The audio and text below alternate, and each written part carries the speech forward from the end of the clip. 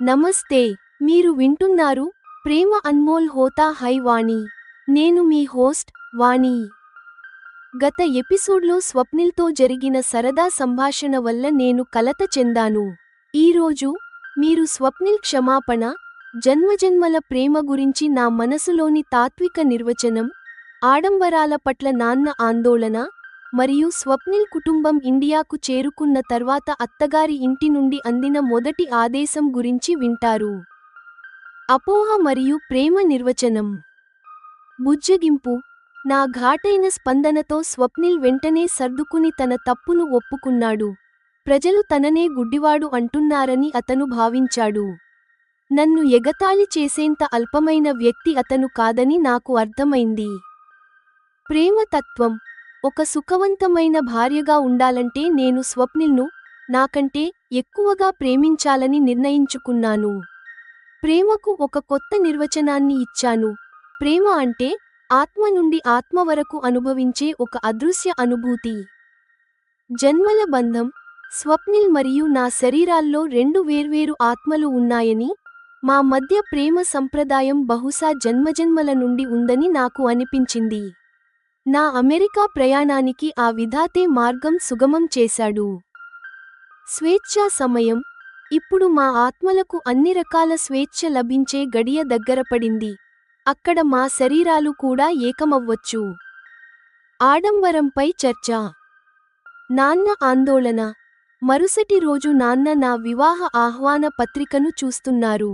ఆయన ఇలా అన్నారు: వివాహంలో ఇలాంటి ఆడంబరాలు వృథా ఖర్చు అని నాకు అనిపిస్తోంది. ఈ బాక్స్ ధర సుమారు 2500 రూపాయలు ఉంటుంది. ధనవంతుల ఆడంబరాలను అనుకరించే క్రమంలో మధ్యతరగతి తండ్రులు నలిగిపోతారని ఆయన భయపడ్డారు. అమ్మ పక్షం. నేను మేం పక్షాన మాట్లాడాను. ధనవంతుల ఇలాంటి ఖర్చు చేసే ప్రవృత్తి వల్లే ఇతరుల అనేక రకాల వ్యాపారాలు సాగుతుంటాయి.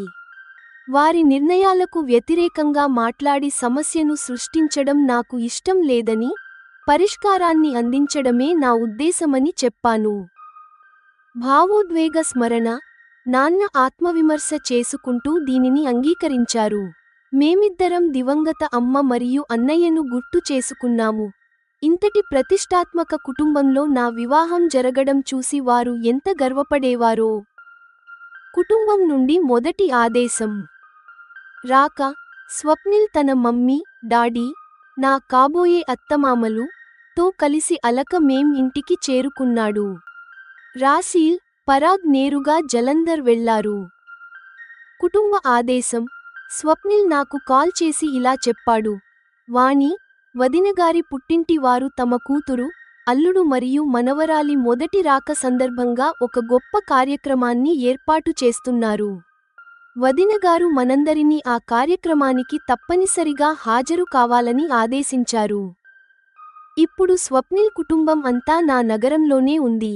నేను వారితో కలిసి ఆ గొప్ప కార్యక్రమానికి వెళ్తానా? జలంధర్లో స్వప్నిల్ మరియు నాకు కలిసి గడిపే అవకాశం లభిస్తుందా? ప్రేమ యొక్క తాత్విక ప్రయాణం, కుటుంబ విలువల చర్చ మరియు రాశీల్ మొదటి ఆదేశం. ప్రేమ అన్మోల్ హోతా హై వాణి లో మీరు వింటారు.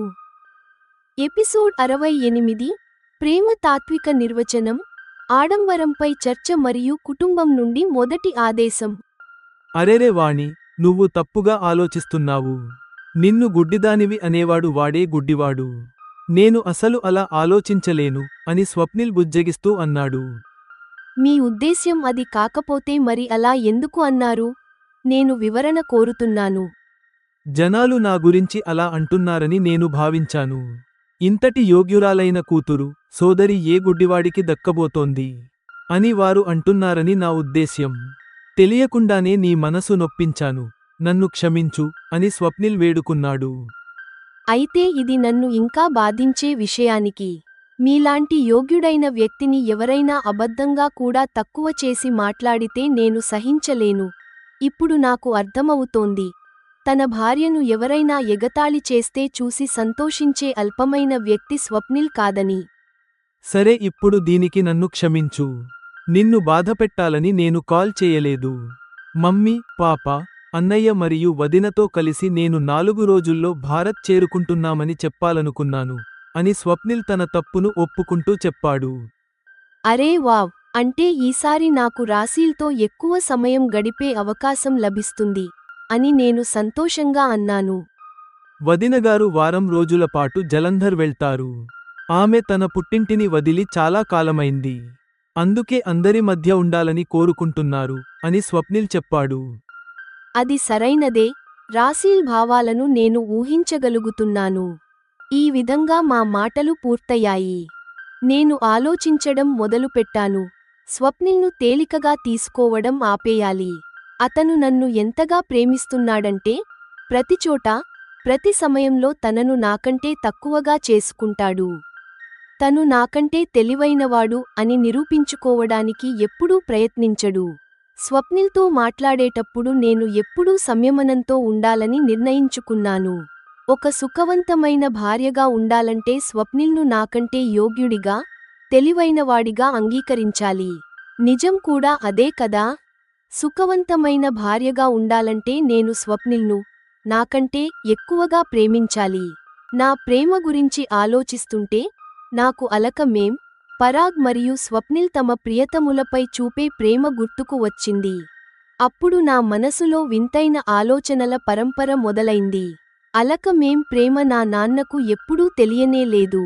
ఆమె ప్రేమ ఎంత నిస్వార్థమైనదంటే ఆమె వేరే ఎవరినీ పెళ్లి చేసుకోకుండానే జీవితాన్ని గడిపారు.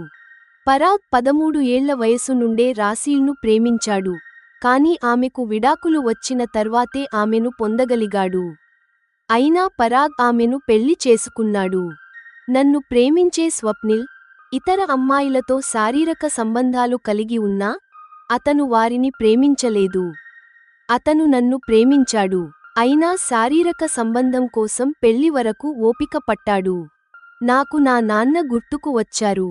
తన తల్లి కోరిక మేరకు ఆయన అమ్మను పెళ్లి చేసుకుని, పెళ్లి తర్వాత ఆమెను ఎంతగా ప్రేమించారంటే ఆమె వెళ్ళిపోయిన తర్వాత మరో వివాహం గురించి ఆలోచించనే లేదు.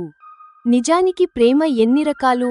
ప్రేమ తన ఉనికిని ఎన్ని రకాలుగా నిరూపించుకుంటుంది? ఈ ప్రశ్నలు రాగానే నా దృష్టి ప్రేమను లోతుగా అర్థం చేసుకోవడంపై పడింది. ప్రేమ శారీరక సంబంధంతో మొదలవ్వదు. ప్రేమ శారీరక సంబంధం వరకు వెళ్లడం కూడా అనివార్యం కాదు. కానీ సాధారణంగా ప్రేమలో శారీరక సంబంధం ఉండటం మనం చూస్తూనే ఉంటాం.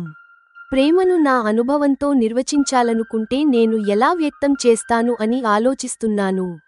ఏ ప్రాణికైనా ప్రేమ బాహ్య మాధ్యమాల ద్వారా అనుభూతి చెందుతుంది.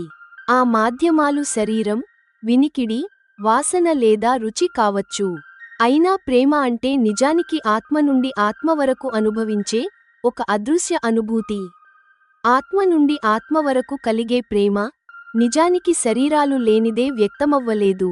బహుశా అందుకే ఇది భార్యాభర్తల మధ్య శారీరక సంబంధం వరకు వెళ్తుంది. అదే భారతీయ సంస్కృతిలో పెళ్లి కాకముందు ప్రేమ కేవలం ఆత్మ అనుభూతికే పరిమితమై ఉంటుంది. ఎండ వేడికి తల్లడిల్లే భూమికి వాన జల్లులు చల్లదనాన్ని ఇచ్చినట్లు, అలసిపోయిన శరీరానికి మరో శరీరం ప్రేమతో చేసే స్పర్శ వల్ల కలిగే సుఖం ఆత్మకు ఒక అదృశ్య అనుభూతిగా చేరుతుంది. శారీరక సంబంధం దాని చరమ దశ. శారీరక సంబంధం వర్జితమైన చోట ప్రేమ సుఖం కేవలం చూపులు మరియు మాటల ద్వారా కూడా అనుభవించబడుతుంది. ప్రేమను నా ఆలోచనల్లో నిర్వచించుకున్న తర్వాత ప్రేమ స్వప్నిల్ మరియు నా మధ్య కేంద్రీకృతమైంది. స్వప్నిల్ మరియు నా శరీరాల్లో 2 వేర్వేరు ఆత్మలు ఉన్నాయని, మా మధ్య ప్రేమ సంప్రదాయం బహుశా జన్మజన్మల నుండి ఉందని నాకు అనిపించింది. మా ఆత్మలు ఈ జన్మలో ఎన్నో ఏళ్ల క్రితమే దూరదేశాలకు చేరుకున్నాయి. రాశీల్ ద్వారా నా వ్యక్తిత్వం గురించి తెలుసుకున్నప్పుడు స్వప్నిల్ ఆత్మకు నా ఆత్మ ముందే పరిచయం ఉన్నట్లు అనిపించింది. అప్పటి నుండే స్వప్నిల్కు ఈ జన్మలో మా కొత్త ప్రేమ అనుభూతి కలిగింది. అతను నాపై ఏకపక్ష ప్రేమను పెంచుకున్నాడు. మా ప్రేమ సంప్రదాయాన్ని కొనసాగిస్తున్న ఆ విధాతే నా అమెరికా ప్రయాణానికి కారణమయ్యాడు. నేను స్వప్నిల్ను కలిశాను. నా పాత సంకల్పాలను వీడి అతన్ని పొందాలని ఆతృతపడ్డాను. స్వప్నిల్ స్పర్శతో నా ఆత్మ వరకు ప్రేమ అనుభూతి చేరడం మొదలైంది. అప్పుడు ఏది అసాధ్యమనిపించిందో ఇప్పుడు అది సుసాధ్యమైంది. స్వప్నిల్ మరియు నా కలయిక ఈ జన్మలో పరిపూర్ణం కావడానికి స్వప్నిల్ 7 సముద్రాలు దాటి ఇప్పుడు భారత్ రాబోతున్నాడు. ఇప్పుడు మా ఆత్మిక ప్రేమకు అన్ని రకాల స్వేచ్ఛ లభించే గడియ దగ్గరపడింది. ఇప్పుడు మా శరీరాలు, ఆత్మ, మరియు ఒక జీవ శరీరం లాగా ఎప్పుడు కావాలంటే అప్పుడు ఏకమవ్వచ్చు. ఈ ఆలోచన రాగానే నా మనసుతో పాటు తనువు కూడా స్వప్నిల్ను కలవాలని ఉవ్విళ్ళూరుతోంది. వాణి, ఇప్పుడు దీనికోసం ఎక్కువ కాలం వేచి ఉండాల్సిన అవసరం లేదు అని నాకు నేను నచ్చజెప్పుకుని నిద్రపోవడానికి ప్రయత్నించాను. మరుసటి రోజు మా స్కూల్కు సెలవు. ఉదయం నుండి నేను తీరికగా దైనందిన పనులు మరియు అనేక విషయాలపై ఆలోచిస్తున్నాను. నాన్న నన్ను బాగా అర్థం చేసుకుంటారు. ఆయన టీ మరియు శాండ్విచ్లు చేసి నన్ను పిలిచారు. నేను అక్కడికి వెళ్ళగానే టీ ఆవిరి మరియు వేడి శాండ్విచ్ల నెయ్యి సువాసన నన్ను ఆకట్టుకుంది. నేను శాండ్విచ్ తీసుకుని కుర్చీలో కూర్చుంటూ మరో చేత్తో టీ కప్పు తీసుకున్నాను. శాండ్విచ్ తింటూ టీ తాగుతుంటే నా దృష్టి నాన్నపై పడింది. ఆయన ఒక చేత్తో కప్పు, మరో చేత్తో మేం పంపిన నా పెళ్లి పత్రికను పట్టుకుని ధ్యాసగా చూస్తున్నారు. వాణి, నువ్వు ఏమీ అనుకోవద్దు, కానీ నేను ఒక విషయానికి చెప్పకుండా ఉండలేకపోతున్నాను అని నాన్న టీ తాగుతూ అన్నారు. చెప్పండి నాన్నా. నేను ఏమీ అనుకోను. పత్రికలో అంత చెడుగా ఏముందని నేను ఆలోచిస్తున్నాను. నిజానికి పెళ్లిలో ఇలాంటి ఆడంబరాలు వృధా ఖర్చు అని నాకు అనిపిస్తుంది. ఈ బాక్స్ ధర దాదాపు 2500 రూపాయలు ఉంటుంది కదా అని ఆయన ఆ బాక్స్లోని డ్రైఫ్రూట్స్ విలువను అంచనా వేస్తూ అన్నారు. నాన్న, నాకు తెలుసు. ఈ ఆహ్వాన బాక్స్ ఒకటి 2400 రూపాయలు. నాకు ఇది వృథా ఖర్చు అనే అనిపించింది. మేం నా ముందే ఇది నిర్ణయించారు. ఆమె ఇష్టానికి అడ్డు చెప్పడం బాగుండదని నేను మౌనంగా ఉండిపోయాను అని నాన్నకు చెప్పాను. నిజానికి నేను కూడా ఆయనలాగే పొదుపును ఇష్టపడతాను. ధనవంతుల ఇలాంటి ఆడంబరాలను చూసి మధ్యతరగతి తండ్రులు నలిగిపోతున్నారు. తమ శక్తికి మించి ఖర్చు చేసి భవిష్యత్తులో ఇబ్బందులను కొనితెచ్చుకుంటున్నారు అని నాన్న ఇతరుల గురించి చెబుతూ తన పరిస్థితిని వివరిస్తున్నారు. నాన్న, దీనికి మరో కోణం కూడా ఉంది కదా. ధనవంతుల ఇలాంటి ఖర్చుల వల్లే ఇతరుల వ్యాపారాలు సాగుతాయి అని నేను మేం నిర్ణయాన్ని సమర్థిస్తూ అన్నాను. అంటే నీ పెళ్లిలో కూడా ఇలాంటి ఆడంబరాలు ఉండాలని నువ్వు కోరుకుంటున్నావా అని నాన్న అనుమానంగా అడిగారు. లేదు నాన్న, విషయానికి అది కాదు. పెళ్లి కొడుకు తరపున వారు చేస్తున్న ఖర్చును నేను ఆపలేకపోతున్నాను. వారికి వ్యతిరేకంగా మాట్లాడి సమస్యను సృష్టించడం నాకు ఇష్టం లేదు. అమ్మ చెప్పేది, మనం సమస్య కాదు పరిష్కారం ఇవ్వాలి అని అంటూ అమ్మను గుర్తు చేసుకుని నా అభిప్రాయాన్ని చెప్పాను. నేను కూడా అలాగే ఆలోచించి ఈ వృధా ఖర్చును అంగీకరించాలి. ఈ పెళ్లి వేడుకలకు కేవలం సాక్షిగా ఉండిపోవాలి అని నాన్న కూడా అమ్మను తలచుకుని భావోద్వేగానికి లోనయ్యారు. ఆయన తన కళ్లలోని నీటిని తుడుచుకున్నారు.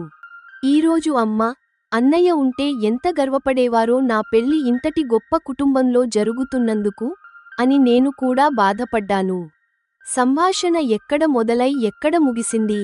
ఇద్దరం శాంతించి టిఫిన్ పూర్తి చేయడంలో పడ్డాము. స్వప్నిల్ తన మమ్మీ, డాడీతో కలిసి మేం ఇంటికి చేరుకున్నాడు. రాశీల్, పరాగ్ నేరుగా జలంధర్ వెళ్లారు. నాకు స్వప్నిల్ నుండి కాల్ వచ్చింది.